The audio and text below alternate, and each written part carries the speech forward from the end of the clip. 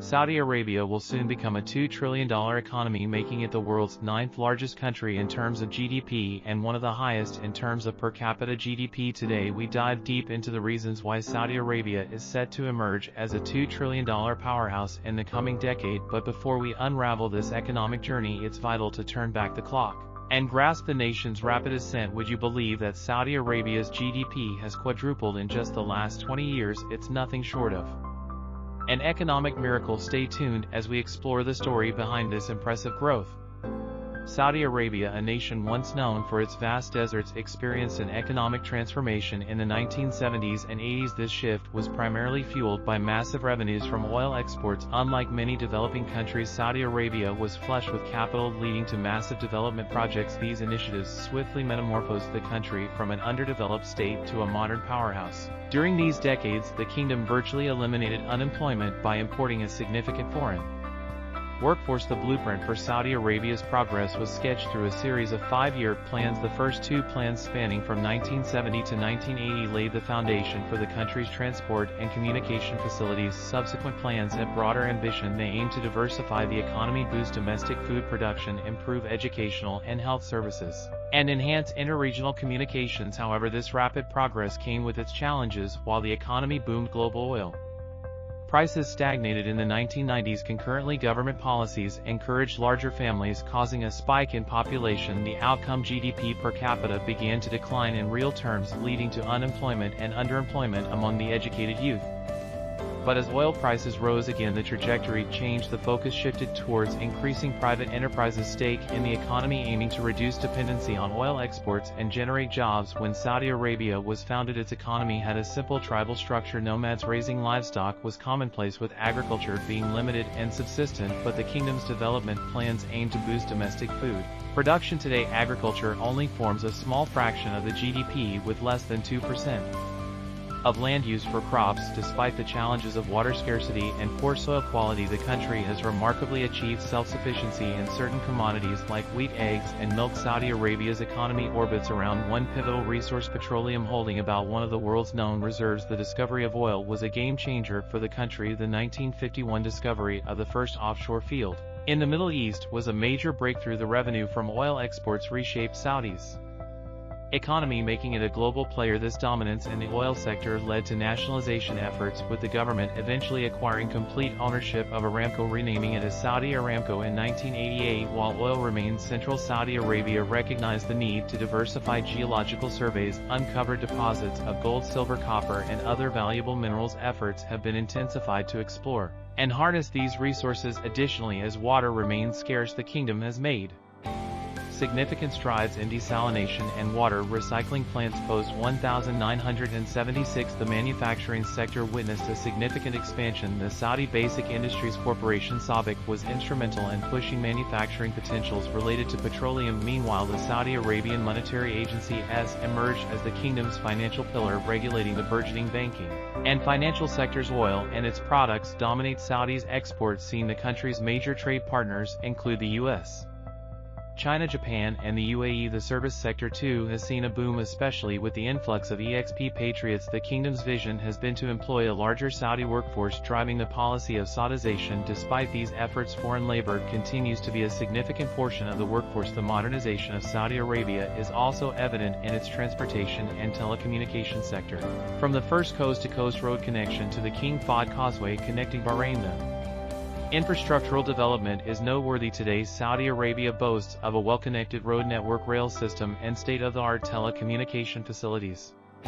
We've delved into Saudi Arabia's transformative journey that established it as a formidable player in global geopolitics. But the tale doesn't end here. Up next, we're diving into the kingdom's ambitious future, where they envision themselves as a $2 trillion economy within the next decade. But before we leap into that intriguing future, if you're enjoying our content, don't forget to hit that subscribe button and give us a thumbs up. It's a simple gesture, but it greatly helps us with the YouTube algorithm and allows us to bring more insightful content your way.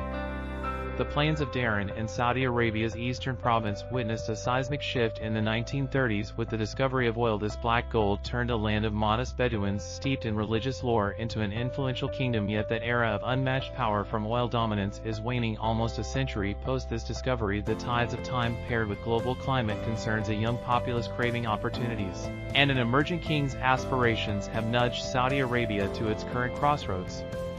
And from these circumstances sprouts Vision 2030, a roadmap plotting out a future less dependent on oil, more focused on its people's welfare and retaining its global prominence. Professor Simon Mabin, a keen observer from the Foreign Policy Center in London, notes it's not just about economic diversification, it's a societal transformation aimed at crafting an agile economy. And the clock is ticking with just 7 years left to its deadline. Saudi Arabia's commitment to Vision 2030 is about to intensify.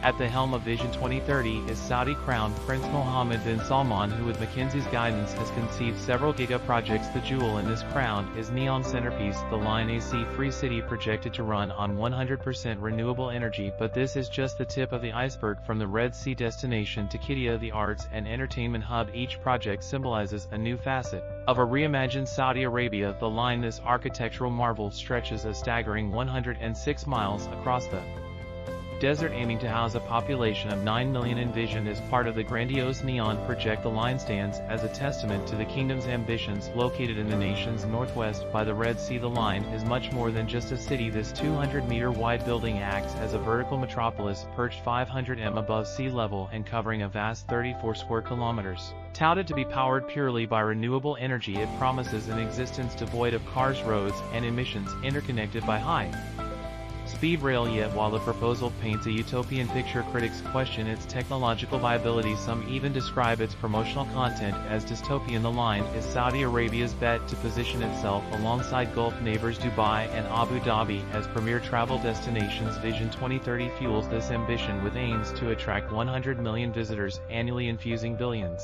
into the local economy. Yet Saudi Arabia's quest for modernity is shadowed by concerns over its human rights.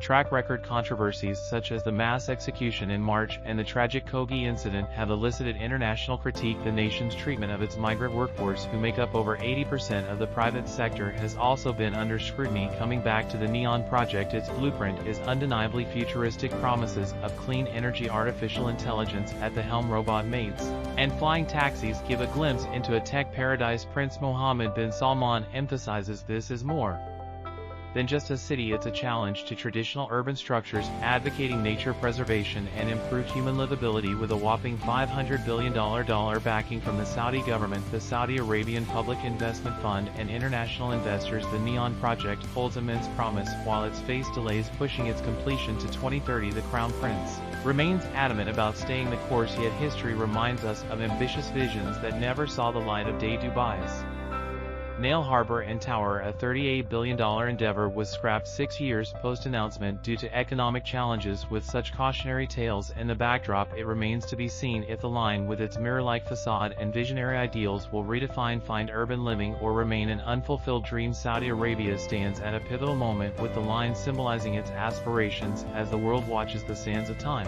will reveal if this vertical city truly becomes the future's horizon. In the event that the Line project reaches its full potential, we could be witnessing a transformative moment for Saudi Arabia's economy, mirroring if not exceeding the monumental economic surge that Dubai brought to the UAE. Such a project is bound to magnetize a massive influx of tourists and spur significant foreign investments. This could very well propel Saudi Arabia's growth exponentially, setting it on a clear path to achieve and possibly surpass a staggering $2 trillion economy. The public investment fund, Saudi Arabia's sovereign wealth fund, is at the forefront of realizing this vision. With its global investments in technology, sports, and beyond, it aims to both generate returns and entice global leaders to invest in the kingdom. Yet despite its present stature as the world's leading oil exporter and significant profits, the focus is unmistakably shifting towards non-oil revenues.